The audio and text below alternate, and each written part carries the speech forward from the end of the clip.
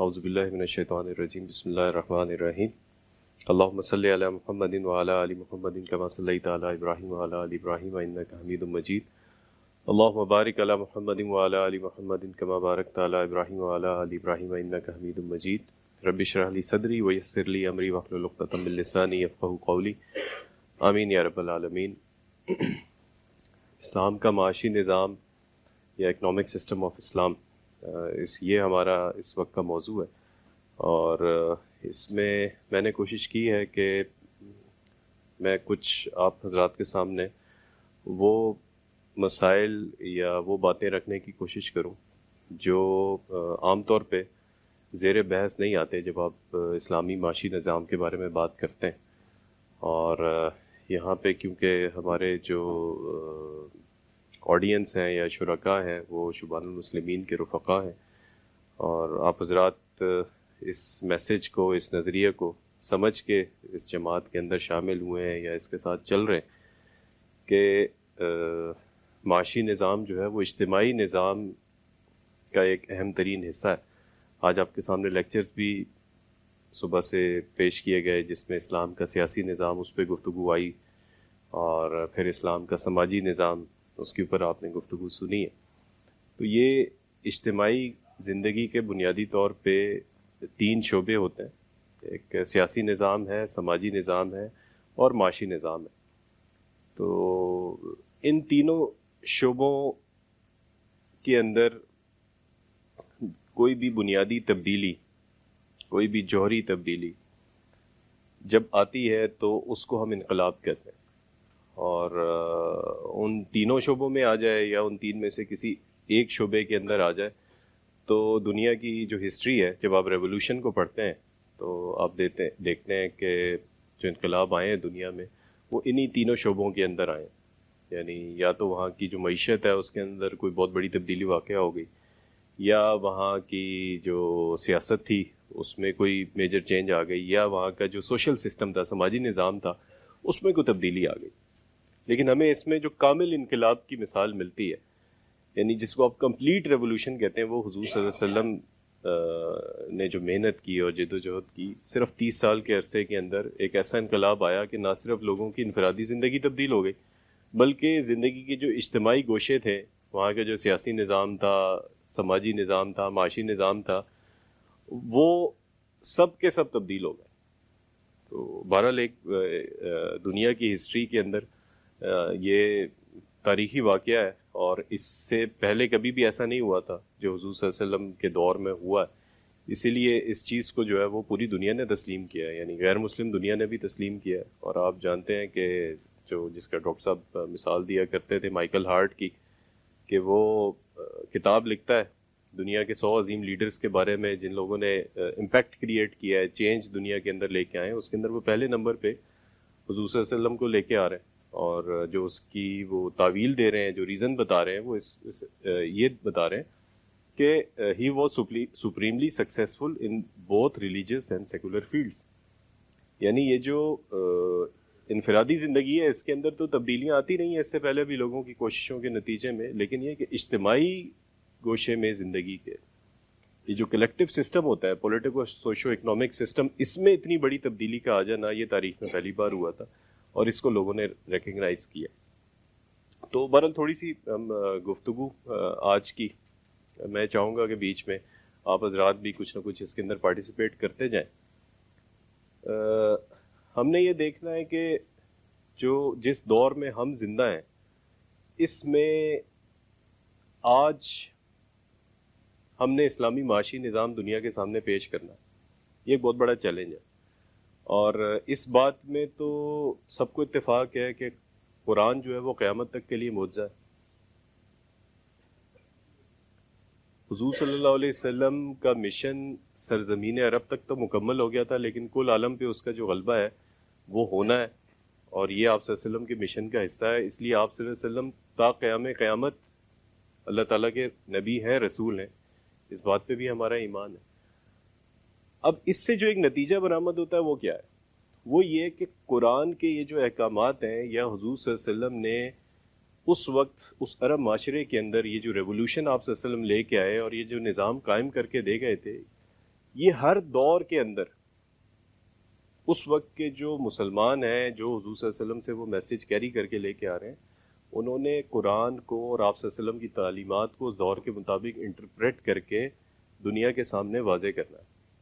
یعنی قرآن جس طرح حضور صلی اللہ علیہ وسلم کے دور میں معجزہ تھا، اس طرح قیامت تک قرآن کو معجزہ ثابت کرنا یا اس کا وہ جو پہلو ہے جس کی وجہ سے وہ معجزہ ہے، یہ دکھانا دنیا کو ان لوگوں کی ذمہ داری ہے جو حامل قرآن، جو یہ دعویٰ کر رہے ہیں کہ وہ قرآن کا میسج لے کے آگے چل رہے ہیں اور وہ حضور صلی اللہ علیہ وسلم کی امت کے اندر ہیں اور وہ قرآن کو سمجھتے ہیں اور اس کے پیغام کو وہ دنیا تک پھیلانے کی کوشش کر رہے ہیں. تو آج کے دور میں یہ بہت بڑا چیلنج ہے. اب دیکھتے ہیں، ہم اس پہ تھوڑی سی گفتگو کرتے ہیں، اپنی آگے بڑھاتے ہیں. بنیادی طور پہ ہم جانتے ہیں، دیکھیں پہلی آیت جو آئی قرآن کے اندر وہ ایجوکیشن کے حوالے سے تھی. اقرا، اللہ تعالیٰ نے اس چیز کو واضح کر دیا کہ چاہے اللہ تعالیٰ کے نبی ہوں، رسول ہوں یا ان کے امتی ہوں، ان کو جس دور میں بھی اللہ نے پیدا کیا ہے، سب سے جو پہلا کرنے کا کام ہے وہ یہ ہے کہ ان کو لرننگ کرنی ہے، انڈرسٹینڈنگ ڈیولپ کرنی ہے، ان کو پڑھنا ہے، سیکھنا ہے، سکھانا ہے. تو یہ پہلی آیت سے ہی یہ چیز مل گئی. اس لیے آپ جانتے ہیں کہ صحابہ اکرام رضی اللہ تعالیٰ عنہ نے ایسی ایسی مثالیں ملتی ہیں کہ جیسے حضور صلی اللہ علیہ وسلم کے پاس یہودی وفد آیا کرتے تھے تو وہ آپس میں عبرانی زبان میں بات کرتے تھے. آپ جانتے ہیں مشہور واقعہ ہے، تو حضور صلی اللہ علیہ وسلم نے ایک صحابی کو، حضرت زید رضی اللہ تعالیٰ عنہ کو کہا کہ آپ ان کی زبان سیکھ لیں تاکہ مجھے ان کی آپس کی گفتگو بھی پتہ لگ جائے کرے. تو اس میں روایات میں آتا ہے کہ 7 دن میں انہوں نے جسٹ اونلی ان 7 days انہوں نے ایک نئی زبان اس کو سیکھ لیا. اب وہ حضور صلی اللہ علیہ وسلم کے ساتھ بیٹھا کرتے تھے، جب وہ یہودی آپس میں باتیں کر رہے ہوتے تھے تو وہ حضور صلی اللہ علیہ وسلم کو بتاتے تھے کہ یہ ابھی آپ سے جو انہوں نے بات کی ہے یہ آپس میں یہ بات کر رہے ہیں. اور اس کے علاوہ بھی ہمیں ہر صحابی کی زندگی کے اندر یہ چیز ملے گی کہ علم کو سیکھنا اس کی زندگی کا بنیادی مقصد تھا. وہ جس ماحول میں تھا اس میں وہ دعوت دین کے لیے ہو، اسلام کے فروغ کے لیے ہو، اپنی ایگزسٹنس کو وہاں پہ باقی رکھنے کے لیے ہو، اس سب کے لیے علم کو سیکھنا بہت ضروری تھا. اب یہ اس بات کو ہم یہاں پہ کیوں لے کے آ رہے ہیں؟ اسلامک اکنامکس کے بارے میں ہم نے بات کرنی ہے، اسلامی معاشی نظام کے بارے میں بات کرنی ہے. اس بات کا یہاں سے کیا تعلق ہے؟ تو یہ میں آپ کے سامنے واضح کرنا چاہتا ہوں. وہ یہ ہے کہ اس دور کے جو تقاضے ہیں ان کو سمجھنا بہت ضروری ہے. ظاہر ہے آج یہاں بیٹھ کے ہم 2022 میں بیٹھے ہوئے ہیں، تو 2022 میں بیٹھ کے ظاہر ہے جو حالات ہوں گے وہ 1922 کی نسبت کافی مختلف ہوں گے. اچھا 1922 میں اگر کوئی ہے تو 1822 کی نسبت اس کے حالات مختلف ہوں گے. تو ہم جو قرآن لے کے آ رہے ہیں اور جو ہمارے پاس اسلاف کی تعلیمات ہیں اس کو تو 1400-1500 سال بیت چکے ہیں. تو کیا اس کا مطلب یہ ہے کہ وہ چیزیں پرانی ہو گئی ہیں؟ نہیں، یہ ہمارا ایمان ہے کہ وہ چیزیں پرانی نہیں ہوئی. آج کی زبان میں ان چیزوں کو بیان کرنا، ان اصولوں کو واضح کرنا، یہ آج ہمارا کرنے کا کام ہے. اور یہ کوئی ضروری نہیں ہے کہ کوئی معاشی ایکسپرٹ ہو، کسی شخص نے کوئی اکنامکس میں ماسٹرز کیا ہوا ہو یا بی کام کیا ہوا ہو تو صرف وہ شخص اٹھ کے آج کے معاشرے کو یہ بتائے گا کہ جناب ہم وی آر شبان المسلمین، ہم آج ایک پولیٹیکل پارٹی ہیں یا آج ہم ایک ریلیجیس پارٹی ہیں، لیکن ہمارے پاس آج کے معاشی نظام کا حل موجود ہے. تو یہ ہمارا جو بھی کارکن ہے شبان المسلمین کا، اس کو ایک بیسک لیول کی ایجوکیشن ضرور اپنی حاصل کرنی ہے، چاہے وہ زندگی کے جس شعبے میں ہو سکتا ہے اسکول کی اس نے 10 کلاسیں بھی نہ پڑھی ہو، لیکن یہ بنیادی معلومات اس کو حاصل کرنا ضروری ہے تاکہ وہ معاشرے میں جا کے کانفیڈنس سے یہ دعوت دے سکے کہ جناب آج یہ جو اکنامکس کے مسائل ہیں، آج جو اکانومی کے یہ پرابلمز ہیں، دنیا جو ہے وہ معاشی تباہ حالی کا شکار ہے. صرف پاکستان میں ہی مسئلہ نہیں ہے، پوری دنیا میں مسئلہ ہے. تو یہ اس مسئلے کا حل اسلام میں موجود ہے جناب. اور ہاں، ہم ایک ایسی جماعت ہیں جو ہم دعویٰ کر رہے ہیں کہ ہمیں یہ جو سسٹم ہے ہم اس سسٹم کی ریپلیسمنٹ دے سکتے ہیں. جب ہمارے کارکنان کے اندر یہ بنیادی اوصاف پیدا ہوں گے تبھی ہم معاشرے کے اندر اپنی دعوت کو پھیلا سکیں گے، ہم ایک امپیکٹ کریٹ کر سکیں گے. یہ کہنا بہت آسان ہے کہ جناب مثال کے طور پہ 100 لوگ ہیں آزاد کشمیر کے اندر اور ایک بندہ جو ہے وہ صرف اکنامکس کے بارے میں جانتا ہو، باقی سب لوگوں کو جمع کریں اور درس قرآن کر لیں وہ اکنامکس کے موضوع کے اوپر یا اسلامی معیشت کے اوپر، اور باقی لوگوں کو بھی پتہ لگ جائے کہ جی اسلامی معیشت کیا ہے. تو یہ ایک بہت اچھا حل موجود ہے.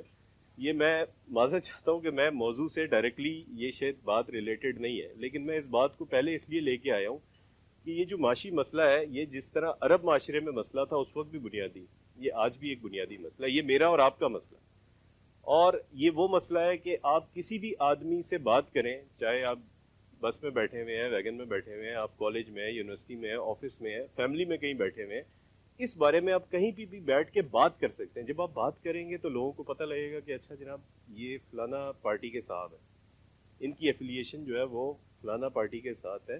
تو یہ چیز، یہ جو بنیادی اصطلاحات ہیں، کچھ بنیادی چیزیں، یہ ہمیں سیکھنا ضروری ہے. اس کے بارے میں شوق اور جذبہ ہمیں اپنے اندر پیدا کرنا پڑے گا اگر ہم معاشرے کے اندر امپیکٹ کریٹ کرنا چاہتے ہیں، اور ہمارے ہر کارکن کے اندر یہ چیزیں آنی چاہیے جو بنیادی چیزیں. تھوڑی سی ہم بات کر لیتے ہیں کہ جب حضور صلی اللہ علیہ وسلم تشریف لائے مکہ کے اندر، تو اس وقت وہاں کا اکنامک سسٹم کیا چل رہا تھا. تھوڑا سا ذرا اپنے آپ ذہنوں کو ایک لمحے کے لیے اس معاشرے میں لے جائیں کہ حضور صلی اللہ علیہ وسلم وہاں پیدا ہو چکے ہیں، اور ابھی تھوڑا سا ہم پیچھے سے چلتے ہیں کہ ابھی اعلان نبوت نہیں ہوا ہے، اور اس وقت وہاں کا لوگ کا معاشی نظام کیسے چل رہا ہے. تھوڑا سا ذرا اس کو سوچیں. اچھا، ایک تو وہاں پہ یہ کہ سودی نظام تھا، ٹھیک ہے، یہ بات آ گئی. اور کیا تھا جی وہاں پہ؟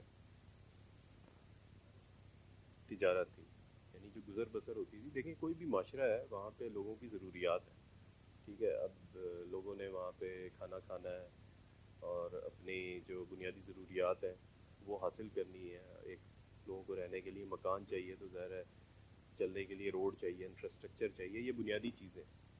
تو اپنے آپ کو اس معاشرے کے اندر لے کے جائیں کہ وہاں پہ نظام کیا چل رہا تھا اس وقت، معاشی نظام کیا تھا، لوگ کس طریقے سے گزر بسر کیا کرتے تھے. تو ایک تو وقاص بھائی کی طرف سے آ گئی بات کہ وہاں جو بنیادی لوگوں کا کاروبار تھا یا سسٹم تھا وہ تجارت کے اوپر چلتا تھا. عرب کے ارد گرد جو ہے وہ اس طرح کی بستیاں تھیں یا شہر تھے، سویلائزڈ ملک تھے ارد گرد، جس کے اندر روم بھی تھا، فارس بھی تھا جس کو آپ ایران کہتے ہیں. لوگ شام جایا کرتے تھے، یمن جایا کرتے تھے، وہاں سے ٹریڈ کرتے تھے. اور وہ ٹریڈ کیا ہوتی تھی کہ وہاں سے چیزیں خرید کے لاتے تھے، یہاں پہ آ کے بیچا کرتے تھے. پھر ایک جو سب سے بڑا وہاں اکنامک ایکٹیویٹی ہوتی تھی، جو معاشی ایکٹیویٹی تھی مکہ کی سرزمین پہ، وہ وہاں پہ لوگ حج کیا کرتے تھے. یعنی یہ صرف حج اسلام کے اندر تو نہیں ہوتا تھا، اس سے پہلے بھی کفار ان کا اپنا طریقہ تھا مشرکین کا. لیکن یہ کہ جتنے بھی قبائل تھے عرب کے، ان سب کے بت خانہ کعبہ میں رکھے ہوئے تھے. یہ بات سب کو معلوم ہے، ٹھیک ہے. ان سب بتوں کی حفاظت کے لیے اور کعبے کی عزت و تکریم، یا آپ یہ سمجھ لیں کہ حاجیوں کو سرونگ کرنے کی ذمہ داری قریش کے پاس تھی. ان کا قافلہ جا رہا ہوتا تھا تو لوگ یہ دیکھ بھال کے ہاتھ ڈالتے تھے جناب کہ اگر ان کے قافلے پہ ہاتھ ڈالا تو ہمارا جو بت ہے وہ وہاں سے گیا. دوسری بات کہ ہم نے وہاں پہ حج کے لیے بھی جانا ہے، یا ہمارے قبیلے سے لوگوں نے جانا بھی ہے وہاں پہ، تو جب حاجی جائیں گے تو قریش تو وہاں پہ پکڑ لیں گے. تو یہ وہاں پہ اس وقت بنیادی طور پہ ایک اکنامک سسٹم تھا کہ قریش رول کر رہے تھے، اور وہ رول اس طریقے سے کر رہے تھے کہ کعبہ بھی ان کے پاس تھا، اور اس کعبے کو انہوں نے اکنامک بینیفٹ کے لیے بھی استعمال کیا ہوا تھا، یعنی اپنے معاشی فائدے کے لیے بھی اس کو استعمال کر رہے ہیں. وہ حدیث کی کتابوں میں لکھا ہوا ہے، آپ نے سیرت کی کتابوں میں پڑھا ہوگا کہ وہ بڑا مشہور جو واقعہ ہے کہ دو کسی نے ہرن دیے تھے سونے کے، اور وہ ابو لہب نے غالباً وہ چرا لیے تھے. پہلے کی بات ہے یہ، حضور صلی اللہ علیہ وسلم کی غالباً پیدائش سے بھی پہلے کی بات ہے. تو اس طرح کے واقعات ہوتے تھے بہت، کہ لوگ چڑھاوے چڑھاتے، جیسے آج کل ہوتا ہے مزاروں پہ درباروں پہ لوگ چڑھاوے چڑھاتے ہیں، تو وہ کس کی نظر ہوتے ہیں؟ جو اس کا کیئر ٹیکر ہوتا ہے اس کی نظر ہوتے ہیں. تو قریش جو تھے وہ کیئر ٹیکر تھے، لوگ آتے تھے بڑی بڑی سلامیاں لے کے چڑھاوے چڑھانے کے لیے آتے تھے، اور وہ سارا جو ہے وہ قریش کی جیب میں جاتا تھا. تو حضور صلی اللہ علیہ وسلم کو آپ جانتے ہیں کہ اس معاشرے میں جب آپ نے نبوت کا اعلان کیا ہے تو انہوں نے ساری چیزوں کی پیشکش تو کی تھی. کہ آپ کو ہم بادشاہت کی پیشکش کرتے ہیں جناب، جس آپ عورت سے شادی کرنا چاہیں اس کی بھی پیشکش کرتے ہیں، تو آپ آئیں یہاں پہ، آپ رول کریں. تو حضور صلی اللہ علیہ وسلم کو وہ آفر قبول کر لینی چاہیے تھی. کیوں؟ کیونکہ آج بھی تو ہم یہی چاہ رہے ہیں نا کہ اگر ہم اپنے بارے میں بات کریں یا اور دوسری جو اسلامی تحریکیں چل رہی ہیں وہ بھی تو یہی سوچ رہی ہیں نا کہ کسی طریقے سے ان کو گورنمنٹ اگر مل جائے تو وہ آ کے یہ نظام کو تبدیل کر دیں گے. تو حضور صلی اللہ علیہ وسلم کو تو بغیر کو قربانیاں دیے، اس وقت تو کسی صحابی کو غالباً شاید یہ جو حضرت یاسر رضی اللہ تعالیٰ عنہ کی فیملی تھی، شاید ان کے علاوہ یکا دکا اور کسی صحابی کو شہید بھی نہیں کیا گیا تھا. تو یہ سارا کچھ مل رہا تھا. تو کیوں؟ وہ ریزن کیا تھا؟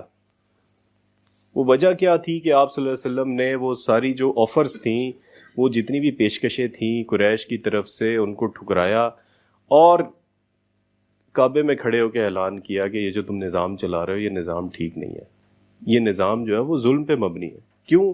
حضور صلی اللہ علیہ وسلم دیکھ رہے ہیں کہ غریب جو ہے وہ غریب سے غریب تر ہوتا جا رہا ہے، امیر جو ہے وہ امیر سے امیر تر ہوتا جا رہا ہے. قریش کے اندر چند خاندانوں کی ٹھیکیداری ہے، ان کے جو سردار ہیں ان کے پاس سارے چندے آتے ہیں، اور وہی لوگ ہیں جو ٹریڈ میں، تجارت کے اندر جن کا سارا سسٹم ہے، جن کے قافلے جاتے ہیں، اور وہ جو ایک غریب آدمی ہے وہ اپنی جگہ پہ موجود ہے. اسی لیے آپ جانتے ہیں کہ حضرت خدیجہ کی تمام دولت حضور صلی اللہ علیہ وسلم دے چکے ہیں غریبوں کو، اور اس کے باوجود پریشان ہے کہ بھائی یہ تو خدیجہ نے مجھے کتنا سونا دیا تھا. آپ کو پتہ ہے نا کہ حضور صلی اللہ علیہ وسلم کو ایک طرف رکھا ترازو میں، اور آپ صلی اللہ علیہ وسلم کے دوسری طرف جو ہے سونے سے اس کو تول دیا، جتنا سونا تھا جتنی دولت تھی سب حضور صلی اللہ علیہ وسلم کے نام کر دی. لیکن وہ بھی آپ نے کوئی لوٹا پٹا قافلہ آ رہا ہے اس کو دے دی ہے، کوئی یتیموں کو دے دی، کوئی بیواؤں کو دے دی، کوئی اور پریشان حال ہے اس کو دے دی. لیکن اس کے باوجود بھی غربت ختم نہیں ہوتی تھی، پریشانیاں لوگوں کی ختم نہیں ہوتی تھی. تو یہی وہ تفکر تھا، یہی وہ آپ صلی اللہ علیہ وسلم کو فکر لاحق تھی کہ آخر یہ جو دنیا ہے اس کے جو مسائل ہیں اس کا حل کیا ہے. اسی غور و فکر کے لیے آپ صلی اللہ علیہ وسلم تشریف لے جایا کرتے تھے، اور وہ غار حرا کے اندر وہ جا کے بیٹھا کرتے تھے، اور کئی دن بعد وہاں سے واپس آیا کرتے تھے. سوچتے تھے یا اللہ تو نے یہ دنیا بنائی اور اس دنیا کے اندر اتنے مسائل ہیں، ان مسائل کا حل کیا ہے؟ اور اسی دوران پھر نبوت آتی ہے، اور اللہ تعالیٰ جو ہے نا وہ پہلی وحی نازل فرماتے ہیں کہ نبی صلی اللہ علیہ وسلم پڑھیے، اور پھر اس نظام کا حل حضور صلی اللہ علیہ وسلم نے پیش کیا. تو آج جب ہم بات کر رہے ہیں شبان المسلمین کی یا کسی بھی اسلامی تحریک کی کہ آج کے دور میں اس کو ایک حل پیش کرنا ہے کہ دنیا اس ظلم والے نظام سے ہٹ کر اس اصل نظام کی طرف جو اللہ تعالیٰ کا دیا ہوا ہے اور جس کو حضور صلی اللہ علیہ وسلم لے کے آئے تھے، یہ ایک بہت بڑا چیلنج ہے. اب یہ چیلنج کیوں ہے؟ اس کی وجہ یہ ہے کہ آج کی دنیا میں بہت ساری تبدیلیاں آ چکی ہیں. میں نے آپ سے کچھ گفتگو کی مکہ کے بارے میں کہ وہاں کا جو پریویلنگ سسٹم تھا، صرف آپ کو اس کا ایک جائزہ دینے کے لیے. اب اس میں ہم تھوڑا سا آگے چلتے ہیں. اگلی سلائیڈ میں نے اس کا ٹائٹل رکھا ہے دا گریٹسٹ الوژن، یعنی جو سب سے بڑی غلط فہمی ہے اس وقت ہمارے مسلمانوں کو، اور مغرب کو تو خیر ہے ہی ہے کیونکہ وہ تو مسلمان تو وہ نہیں ہے، لیکن ہمارے بہت سارے جو مسلمان ہیں اس وقت، اکثریت مسلمان ہیں، ان کو بھی یہ غلط فہمی لاحق ہے. اور وہ کیا غلط فہمی لاحق ہے؟ وہ یہ ہے کہ اس وقت جو موجودہ مغربی نظام ہے وہ ہمارے مسائل کا حل ہے. یعنی جو پریزنٹ ویسٹرن اکنامک سسٹم ہے اس سے دنیا میں کوئی بہتری آ سکتی ہے. جیسے میں آپ کو مثال دوں گا، انگلینڈ کے اندر انہوں نے ایک ماڈل شروع کیا ویسٹ نے، اور وہ ماڈل کیا تھا کہ اس کی 7 سٹیجز بنائیں کہ جناب پہلی سٹیج کے اوپر لوگوں سے پیسہ اکٹھا کیا جائے گا، دوسری سٹیج کے اوپر انڈسٹری بلڈ کی جائے گی، اس کے بعد ایگریکلچر کو پروموٹ کیا جائے گا، ادھر سے پیسہ آئے گا ادھر جائے گا. اس میں انگلینڈ کو ترقی کرنے میں 300 سال لگ گئے. 300 سال، وہ کہتے ہیں خود ان کا یہ لا ہے، وہ یہ کہتے ہیں کہ یہ 300 سال میں انگلینڈ جو ترقی کرتے ہوئے پہنچا ہے وہ اس قانون کے تحت پہنچا ہے. اور عرف عام میں اس کو ویسٹرن اکنامک ماڈل کہا جاتا ہے ترقی کرنے کا. اب ہمارے ذہنوں میں جو غلط فہمی ہے وہ یہ ہے کہ شاید آج کے دور میں اگر ہمیں بھی ترقی ملے گی تو وہ اسی ماڈل کو یا جن راستوں پر ویسٹ نے چل کے ترقی کی ہے انہی راستوں پہ چل کے ہمیں بھی معاشی نظام کا حل ملے گا، اور اس کی وجہ سے بڑے پرابلمس پیدا ہوئے. اس پہ آگے چل کے بھی ہم بات کریں گے کہ ہماری اسلامی تحریکوں کے اندر جو مختلف انقلاب لانے کی بھی کوشش کی گئی، اس کے اندر بھی ناکامیاں آنے کا ایک بڑا سبب یہ ہے کہ جو موجودہ مغربی معاشی نظام ہے اس کو اور اسلامی نظام کو گڈمڈ کرنے کی کوشش کی گئی. اور یہ کوشش کی گئی کہ بھئی کیونکہ مغرب سے ہم بہت مروب ہو چکے تھے، مغرب جو ہے وہ کیونکہ اس کا غلبہ تھا، اور آپ کو پتہ ہے کہ مسلمان کیونکہ کالونیز میں رہے ہیں، خاص طور پہ پچھلی جو صدی گزری ہے اس کے ابتدا میں اور اس سے پچھلی صدی کے آخر میں مسلمان جو تھے وہ کولونیلزم تھا. تو اس مروبیت کی وجہ سے مسلمانوں نے یہ سمجھا کہ اب ہمارے مسائل کا جو حل ہے وہ ویسٹ کا معاشی نظام ہی ہے، ہمارے پاس اپنا کوئی نظام نہیں ہے. اس کی وجہ سے بڑے پرابلمز آئے. ابھی اس کو ہم چل کے اس کے اوپر بات کرتے ہیں آگے. تھوڑی سی ہم ہسٹری دیکھ لیتے ہیں. جو اس وقت دیکھیں ہم جس دور میں زندہ ہیں اس میں اور جو حضور صلی اللہ علیہ وسلم اور صحابہ کا دور تھا اس میں اور آج کے دور میں فرق کیا ہے، اس کو تھوڑا سا سمجھ لیں. پہلی چیز تو ہے money and fractional reserve banking system. پہلی چیز تو کیا ہوئی، آپ کی جو بارٹر سسٹم تھا، یعنی اشیاء کی جو خرید و فروخت ہوتی تھی. آپ کے پاس بکریاں ہیں تو آپ بکری کا دودھ بیچ دیتے تھے اور آپ کو مقابلے میں گوشت چاہیے ہوتا تھا تو کوئی اپنے اونٹ کا گوشت بیچ کے آپ کی ضرورت پوری کر دیتا تھا. دنیا میں جو خرید و فروخت ہوتی تھی، یا اگر ہم حضور صلی اللہ علیہ وسلم کے دور کی بات کریں گے تو اس وقت بھی ایک بارٹر سسٹم ہی چل رہا تھا. لوگوں کے پاس اشیاء ہوتی تھی اور اشیاء کی جو ہے وہ کا لین دین ہوتا تھا، اس کے مقابلے میں جو ہے وہ لوگ اشیاء ایک دوسرے سے تبدیل کر لیا کرتے تھے. زیادہ سے زیادہ یہ ہوتا تھا کہ کوئی سونے یا چاندی کی کوئی اشرفیاں ہوتی تھیں اور وہ اس کو بھی لوگ ایک ویلیویبل سمجھتے تھے. لیکن وقت گزرنے کے ساتھ ساتھ ایک نئی چیز آئی دنیا کے اندر اور اس کا جو نام رکھا گیا وہ کرنسی نوٹس تھے. یہ کرنسی نوٹس آپ جانتے ہیں اس کی کریشن کیسے ہوئی، کہ بنیادی طور پہ جو ساہوکار تھے، سود پہ لین دین کرنے والے تھے، انہوں نے لوگوں کا سونا امانتوں کے طور پہ رکھنا شروع کیا. اور جب کسی کا سونا امانت کے طور پہ رکھتے تھے تو اس کو وہ ایک رسید جاری کر دیتے تھے کہ بھائی تم نے جب واپس لینا ہو یہ اپنا سونا ہمارے پاس محفوظ ہے، تمہارا سونا جب بھی تم نے واپس لینا ہو تو آ کے یہ رسید دینا اور یہ سونا واپس کر دینا. اب ہوتا کیا تھا کہ مثال کے طور پہ ایک گاؤں ہے یا شہر ہے، اس میں 100 لوگ ہیں، تو انہوں نے ایک وہاں پہ وہ لوکل بندہ ہوتا تھا جس کی بڑی عزت احترام اور بڑا وہ دبدبہ ہوتا تھا، اس کے پاس وہ سونا رکھوا دیتے. اب لوگوں کو سالہ سال اپنا سونا واپس لینے کی ضرورت ہی پیش نہیں آتی تھی.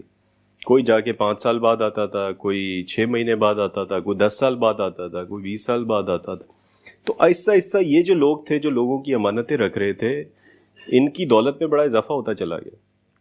یعنی ان کے پاس اس سونے کے ریزرو بہت بڑھتے چلے گئے. تو انہوں نے کرنا کیا شروع کر دیا کہ اس سونے کو بھی آگے تجارت میں استعمال کرنا شروع کر دیا.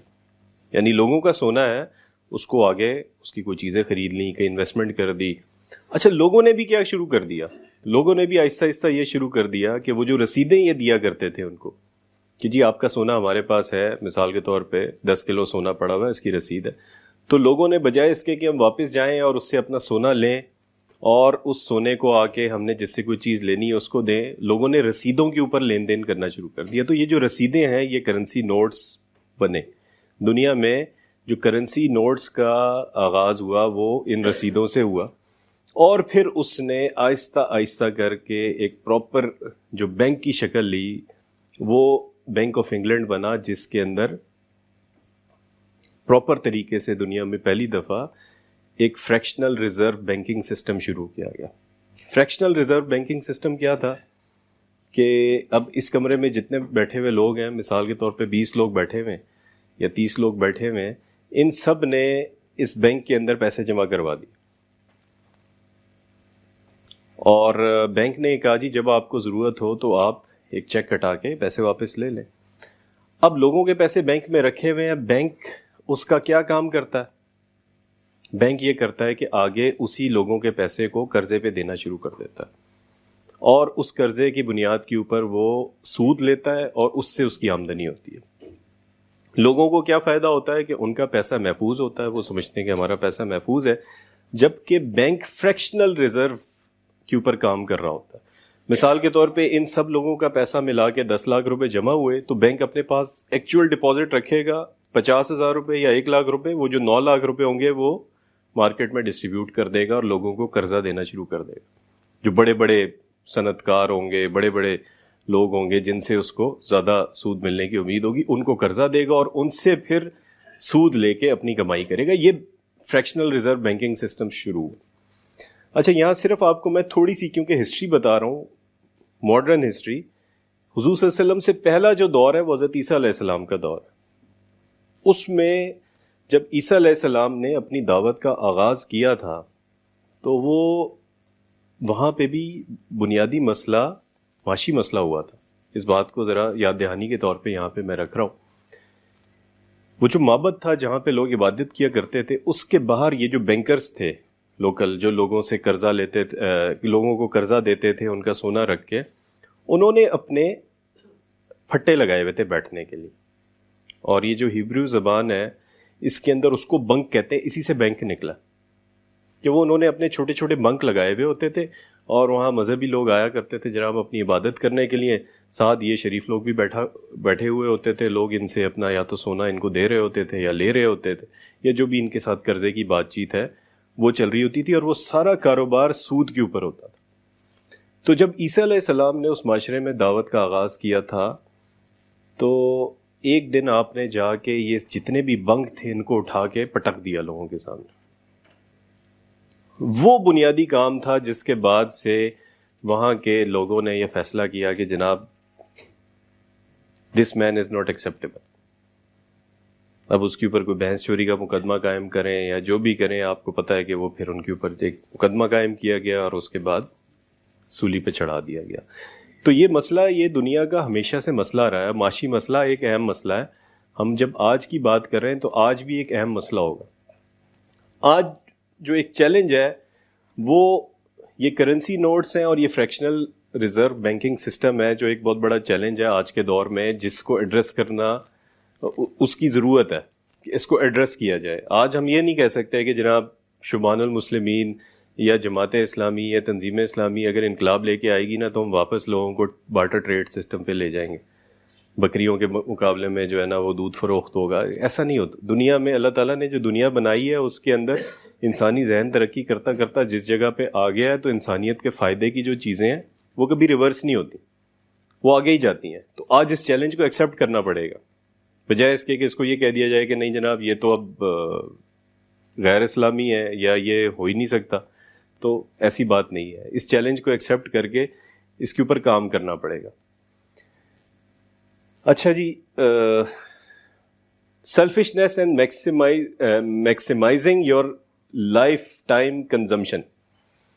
جو اکنامکس کا اصول بنایا گیا دنیا کے اندر, یہ بینکنگ سسٹم آیا اور ایک عام طور پہ اکنامکس کا جو ایک اصول دیا گیا جس کو ہم اکنامکس کی بکس کے اندر بھی پڑھتے ہیں, آپ ایڈم اسمتھ کو لے لیں یا اور جو بھی اکنامکس کی کتابوں کے اندر اصول سمجھائے جاتے ہیں, اس کا جو بنیادی کلیہ ہے وہ کیا ہے؟ سیلفشنس ہے. انسان کے اندر خود غرضی پیدا ہوتی ہے کہ یعنی کس طریقے سے میں زیادہ سے زیادہ پیسہ کما سکتا ہوں اور زیادہ سے زیادہ اپنی زندگی کے اوپر اس کو خرچ کر سکتا ہوں. یہ ایک نظریہ دیا گیا ہے اس کے اندر. پھر آپ دیکھیں گے کہ پچھلی 1-2 صدیوں کے اندر ہمارے سامنے دنیا میں بڑی جنگیں ہوئی ہیں, اور جو فرسٹ ورلڈ وار اور سیکنڈ ورلڈ وار ہوئی ہے اس کا جو سب سے بڑا نتیجہ تھا آپ کو پتہ ہے وہ کیا تھا؟ وہ یہ تھا کہ پریکٹیکلی یورپ جو ہے, جس میں آپ کا جرمنی شامل ہے, فرانس شامل ہے, انگلینڈ شامل ہے, یہ پریکٹیکلی بینک کرپٹ ہو گئے تھے. یہ پریکٹیکلی ڈیفالٹ میں آ گئے تھے. یعنی ان کی کالونی بنے ہوئے تھے, کچھ فرانس کی کالونی تھے, اور ہم خود برٹش کالونی تھے. یعنی انڈیا پاکستان کی اگر بات کریں گے تو جب یورپ پریکٹیکلی بینک کرپٹ ہوا ہے تو وہ ان ممالک کو چھوڑنے پہ مجبور ہو گیا.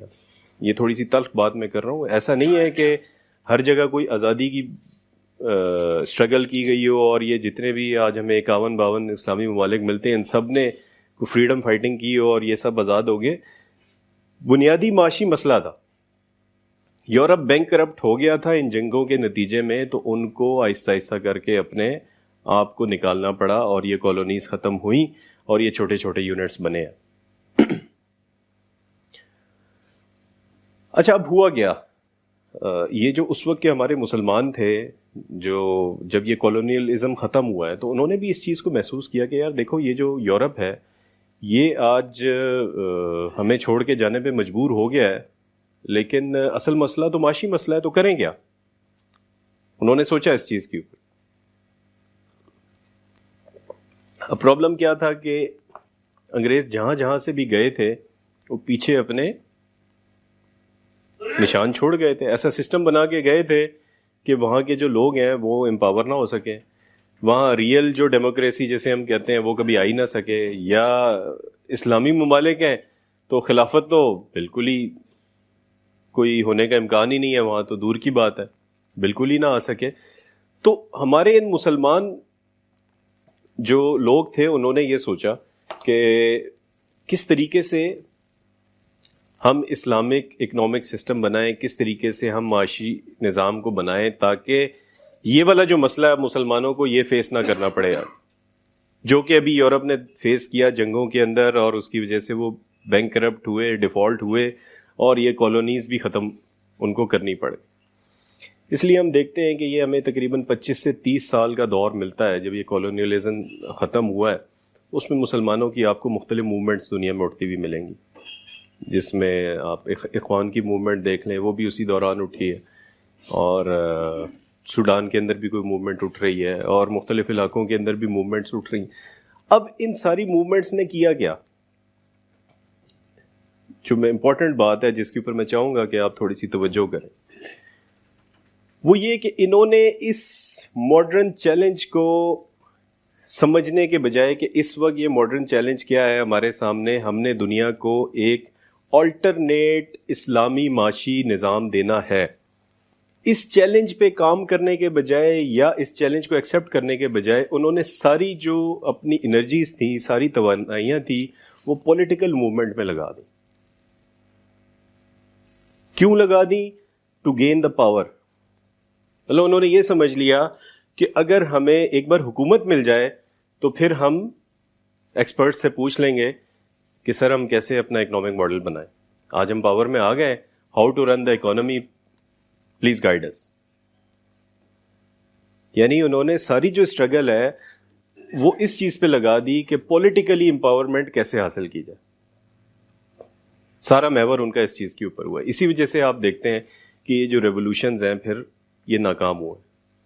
اس کی وجہ یہ تھی کہ یہ گراؤنڈ ورک تھا.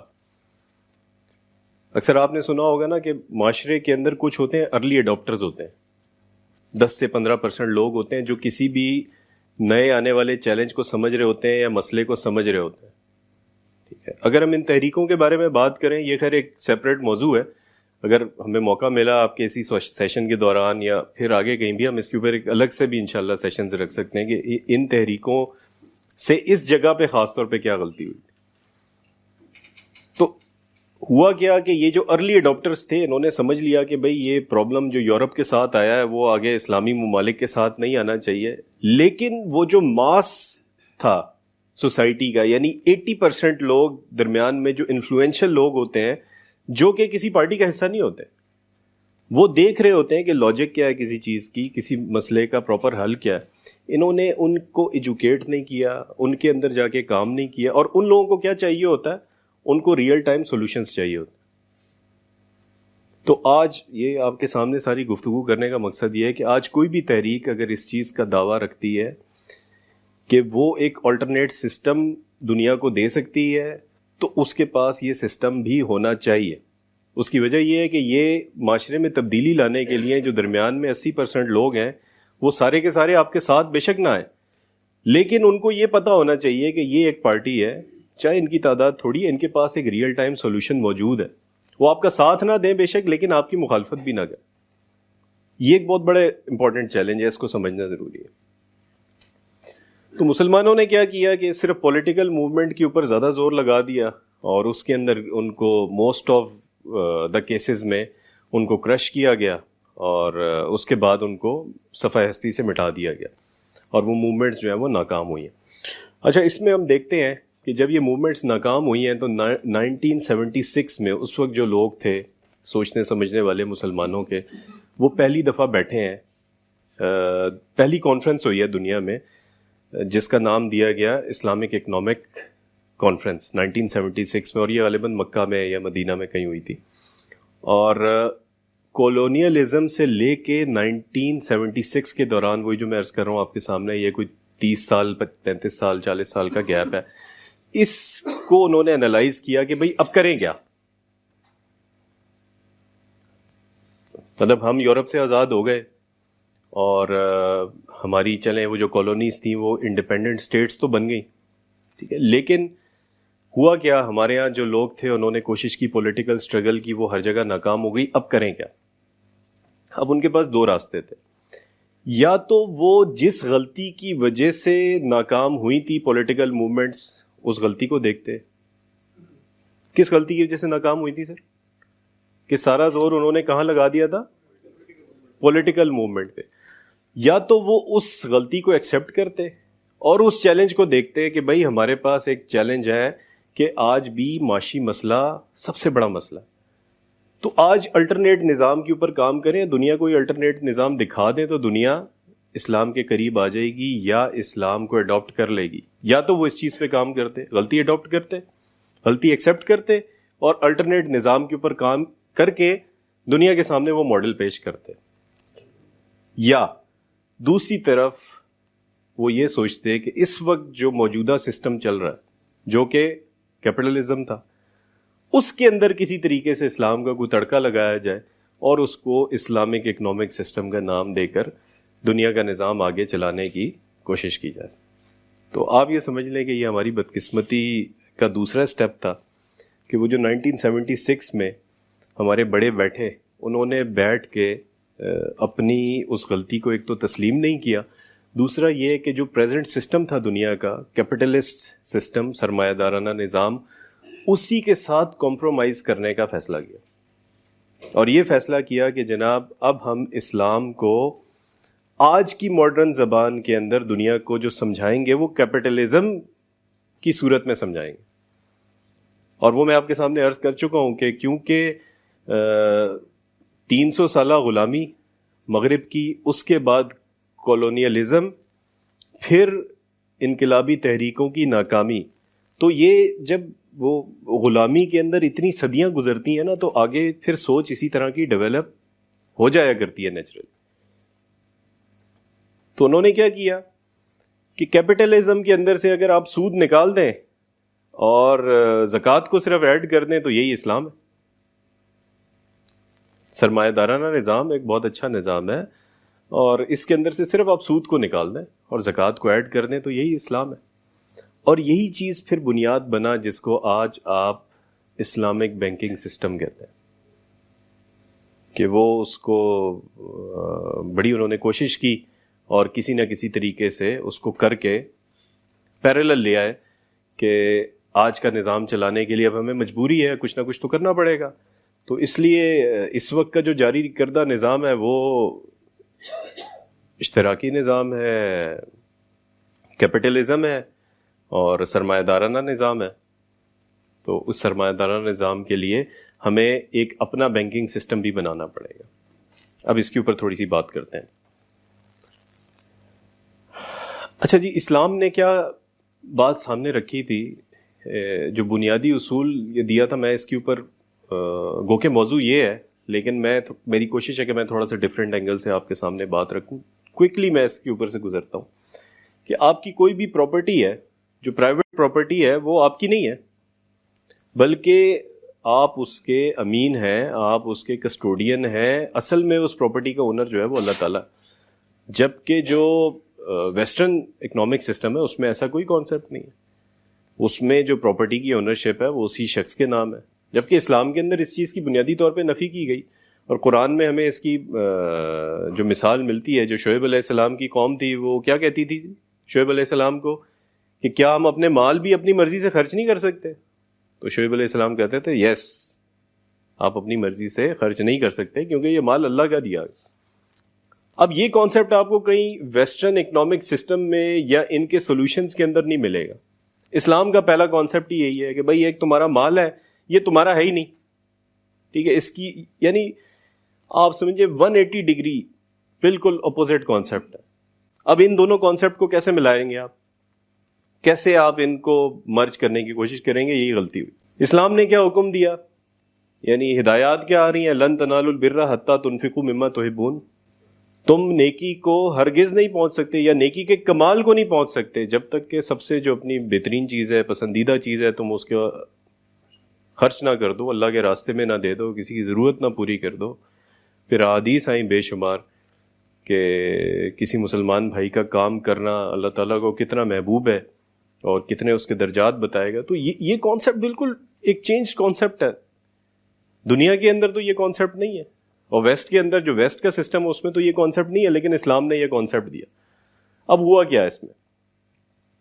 جو میں آپ کے سامنے عرض کر رہا تھا کہ اس وقت کے جو مسلمان تھے ان کے پاس آپشن تھی کہ وہ ان میں سے کوئی ایک سسٹم چوز کرتے. جو فیلئر ہوا وہ یہ کہ انہوں نے انقلابی طریقے کے مقابلے میں جو کیپٹلزم تھا اس کے ساتھ اپنی ہم آہنگی پیدا کرنے کی کوشش کی، کیپٹلزم کے ساتھ اپنے آپ کو انکلائن کرنے کی کوشش کی، جس کی وجہ سے پھر خرابی در خرابی اور بگاڑ در بگاڑ آتا گیا. اور یہ میں جیسے عرض کیا کہ یہ جو اسلامک بینکنگ سسٹم اس وقت جو مروجہ ہمارے یہاں ہے، یہ بھی دراصل اسی چیز کا نتیجہ ہے. اوپر وہی اسٹیٹ بینک ہے، سسٹم وہی ربا کا ہے، اور جو پروڈکٹس آپ دے رہے ہیں کہ یہ اسلامی پروڈکٹس کے نام سے یہ پروڈکٹس ہیں، اصل میں وہ کیا ہے؟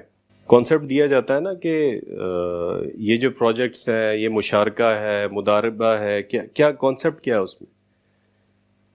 بنیادی کانسیپٹ یہ ہے کہ بینک جس بھی چیز میں انوالو ہو جاتا ہے تو جو انویسٹر ہے اس کو لاس کوئی نہیں ہوتا. کبھی آپ نے سنا ہے کہ بینک کے اندر کوئی انویسٹر کسی نے انویسٹمنٹ کی اور اس کو کوئی لاس ہوا؟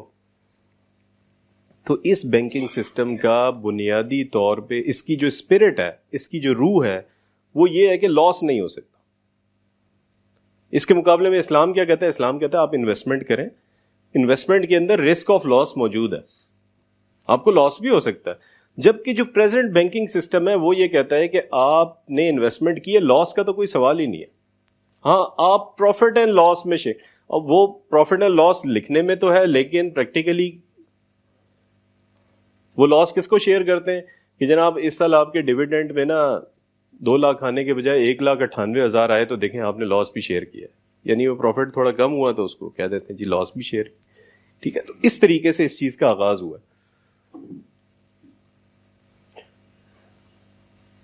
اب میں اسلامک اکنامک سسٹم کے بارے میں تھوڑی سی آپ سے یہ بات کرنا چاہوں گا. جب آپ اس کی ڈیفینیشن پڑھنے کے لیے جائیں گے یا آپ کتابیں بھی دیکھیں گے یا مختلف آپ اسکالرس کو سنیں گے تو اسلامک اکنامک سسٹم کے بارے میں آپ کو مختلف باتیں ملیں گی.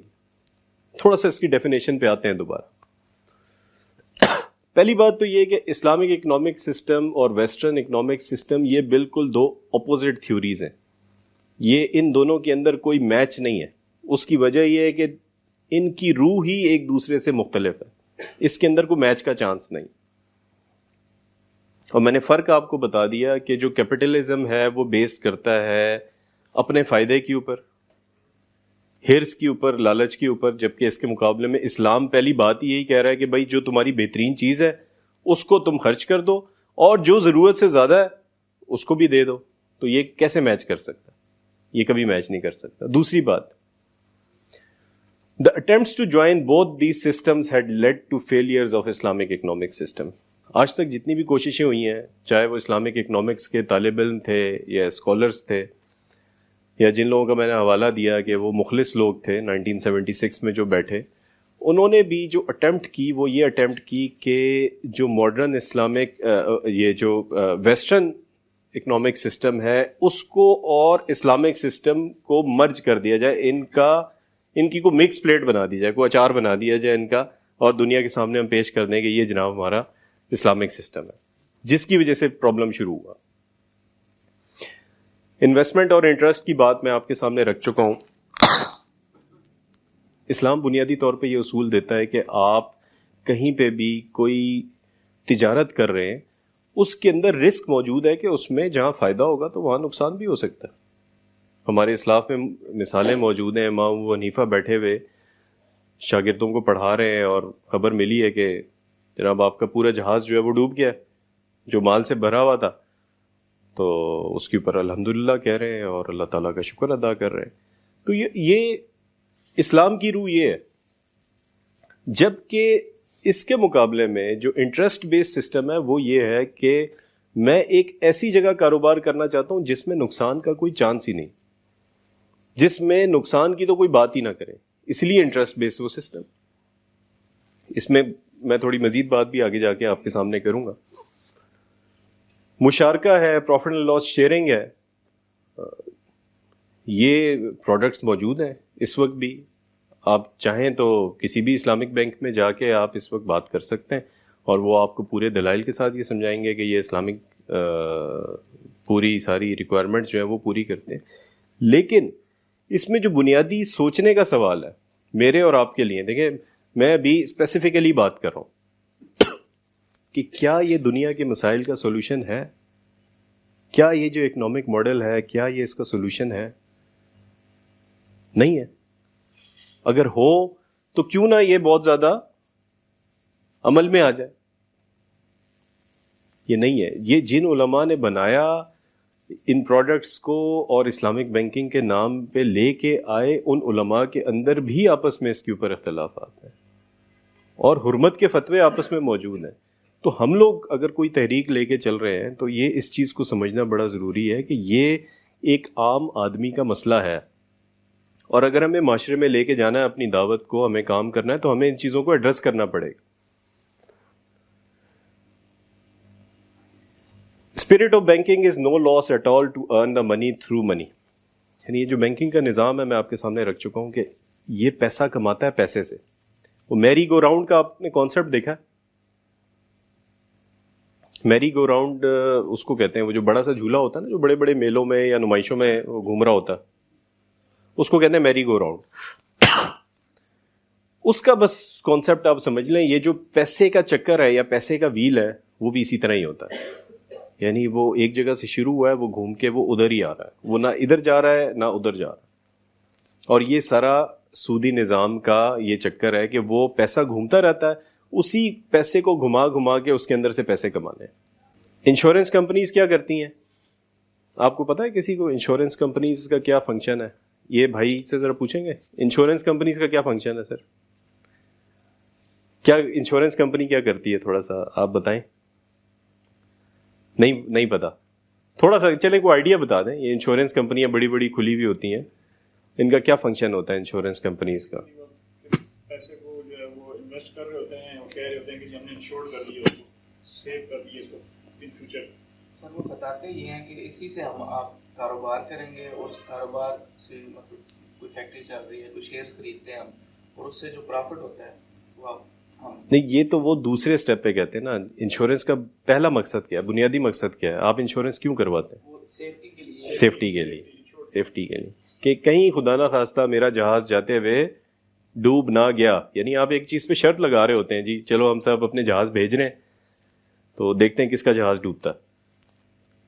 ڈوبنا نہیں ہوتا جہاز میں, ٹھیک ہے, لیکن شاید کسی کا ڈوب بھی سکتا ہے. تو ایسا کرتے ہیں کہ جی ہم قریشی صاحب کو نا پکڑ کے ہم سارے پیسے دے دیتے ہیں کہ یار چلے یہ آپ ₹1,00,000 رکھیں انشورنس کے, کہ آپ نے یہاں سے ہمیں مظفر آباد پہنچانا, ٹھیک ہے, راستے میں کسی بندے کو بخار بھی نہیں ہونا چاہیے, کرونا بھی نہیں ہونا چاہیے, کھانسی نزلہ بھی نہیں ہونا چاہیے, اس کی انشورنس کی گارنٹی یہ دیں گے. ایسے ہی ہوتا ہے سر. اسلامک بینکنگ نے کیا کیا, اس کا ایک آلٹرنیٹ نکال دیا, تکافل. اب ہے وہ وہی چیز کہ آپ اپنا جی فیملی تکافل کروائیں, آپ اپنا بزنس تکافل کروائیں. آپ 10 سال بعد مر بھی سکتے ہیں, بیوی کا کیا ہوگا, بچوں کا کیا ہوگا, فلانے کا کیا ہوگا, تو جی آپ انشورنس کا نام نہ لیں کیونکہ انشورنس حرام ہے, لیکن تکافل حلال ہو گیا. اب اس کو وہ لے آئے. خیر میں مطلب اس موضوع کے اوپر یہ ایک الگ سے موضوع ہے, صرف آپ کو سمجھانا یہ چاہ رہا ہوں. انشورنس اس کیپٹلسٹ سسٹم کا, سرمایہ دارانہ نظام کا بنیادی ٹول ہے. سب لوگوں سے پیسے اکٹھے کر کے انشورنس کمپنیز جو ہیں وہ کاروبار کرتی ہیں اور بہت بڑے بڑے ان کے ایسٹس ہوتے ہیں. انشورنس کلیم کتنے لوگ کرتے ہیں؟ اگر 1000 لوگ اس کے ممبر ہوتے ہیں تو کوئی کسی ایک کے کارخانے میں آگ لگ جائے گی, ایک کا جہاز ڈوب جائے گا, تو باقی وہ جو 999 ہیں وہ سارے پیسے اسی کی جیب میں پڑے ہوتے ہیں. ٹھیک ہے, اسلام اس سسٹم کو نہیں مانتا, چاہے آپ اس کو کسی بھی نام سے آگے چلائیں. تو اسلامک اکنامک سسٹم جو ہوگا اس میں یہ ناموں کی تبدیلی نہیں ہوگی, بلکہ اس میں پریکٹیکل جو اسٹیپس ہیں جس سے اسلام کی روح کو تقویت پہنچے گی وہ اسٹیپس اٹھائے جائیں گے. یہ چھوٹی سی کوٹیشن دیکھیے گا البرٹ آئنسٹائن کے بارے میں. یہ دنیا کا مشہور ترین سائنٹسٹ ہے اور ماڈرن دور کا سب سے مشہور سائنٹسٹ اس کو کہا جا سکتا ہے. یہ کہتا ہے کہ جی میں نے دنیا بھر میں میں نے جتنی ریسرچ کی اور جتنی بھی میں نے تھیوریز پیش کی وہ سب تھیوریز ایک طرف ہے, لیکن آپ لوگوں کو میں ایک بڑے کام کی تھیوری دے کے اس دنیا سے جا رہا ہوں. وہ یہ ہے کہ دنیا کے جو بڑے بڑے عجوبے ہیں, جیسے اہرام مصر ایک عجوبہ ہے, دیوار چین ایک عجوبہ ہے, اور بڑی بڑی دنیا کے اندر عجائبات ہیں. ایک جو سب سے بڑا وہ کہتا ہے کہ دا 8th wonder of the world وہ کیا ہے, وہ ہے جی کمپاؤنڈ انٹرسٹ.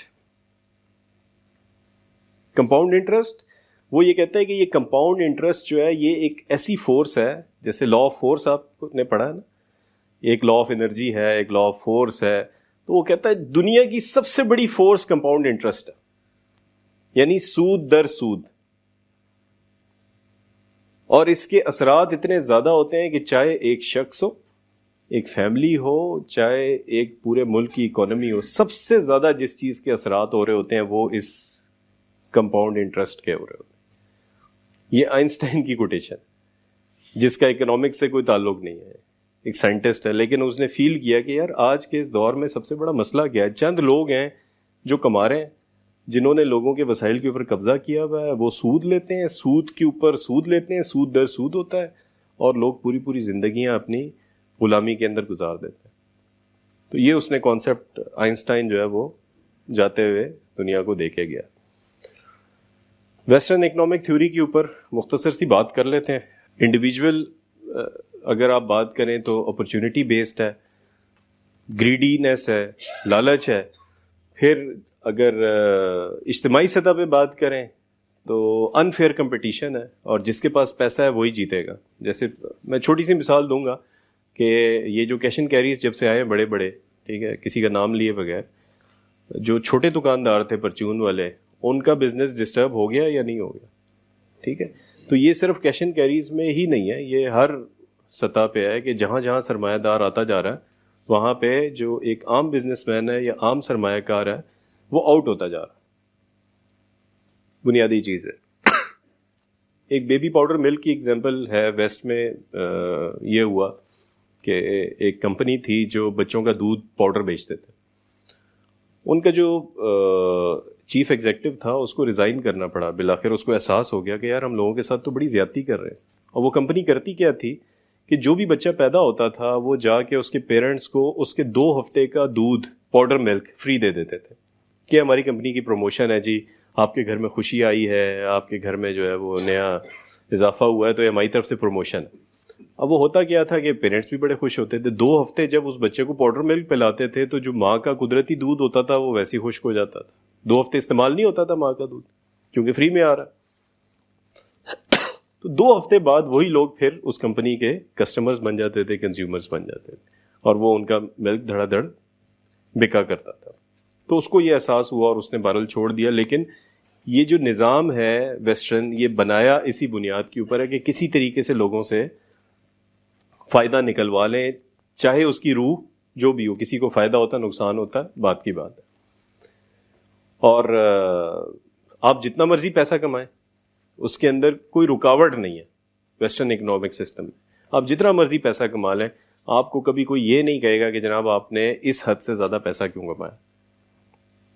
جبکہ اسلامی اصول کے اندر ایسا نہیں ہے, اس کے اوپر چیک ہے, اور جو بھی پیسہ کمایا جا رہا ہے اس کے اوپر زکوٰۃ تو ہے ہی ہے, لیکن یہ کہ پیسہ کمانے کی بھی ایک لمٹ ہے, اور اس کے بھی اصول و ضوابط جو ہے وہ بتائے گئے. اب اس کے اوپر تھوڑی سی بات میں نے سوچی تھی کہ ہم کر لیں گے کہ misinterpretations by Muslim students of economics. آج کے دور میں اسلامی معاشی نظام اس کا حل دینا بہت ضروری ہے. اور میں پھر وہی بات کہوں گا کہ اگر ہم لوگ ایک تحریک کا حصہ ہیں تو یہ جو بھی باتیں میں نے آپ کے سامنے رکھی ہیں اس میں کوئی بھی ٹیکنیکل اصطلاح نہیں ہے, یہ ہر بندے کے سمجھنے کی باتیں. تو بنیادی علم ہمیں ان چیزوں کا حاصل بھی کرنا پڑے گا, اور اس کے بعد ہمیں اجتماعی سطح پہ یعنی اپنی جماعت کی سطح پہ یا اس وقت جتنی بھی اسلامی تحریکیں ہیں ان کو مل بیٹھ کے یہ سوچنا پڑے گا کہ آج کی دنیا کے معاشی نظام کا حل پیش کرنا ضروری ہے. اگر ہم یہ حل پیش نہیں کریں گے تو 300 سال جو ہے وہ ہم غلامی کے گزار چکے ہیں, کولونیلائزیشن بھی ہو چکی ہے, اس کے بعد ریولوشنز کی جو اٹیمپٹس ہوئی ہیں وہ بھی ناکام ہوئی ہیں, اور اب جو ایک مرجر کی کوشش کی گئی تھی ویسٹرن اور اسلامک اسلامک اکنامک سسٹم کے, وہ بھی ناکام ہے کیونکہ دنیا کا معاشی مسئلہ حل تو نہیں ہوا. تو اس لیے آج دنیا جو ہے وہ ہم لوگوں کی طرف دیکھ رہی ہے جو اس وقت قرآن کے حاملین ہونے کے دعوے دار ہیں اور یہ چیز سمجھتے ہیں دل سے کہ آج بھی قرآن جو ہے وہ اسی طرح سے معجزہ ہے جس طرح حضور صلی اللہ علیہ وسلم کے دور میں. تو اس سسٹم کو دنیا کے سامنے اجاگر کر کے واضح کر کے لانے کی ضرورت ہے. تو اللہ تعالیٰ ہمیں اس کے اوپر کام کرنے کی توفیق عطا فرمائے. جزاک سبحان اللہ والحمد للہ ولا الہ الا اللہ.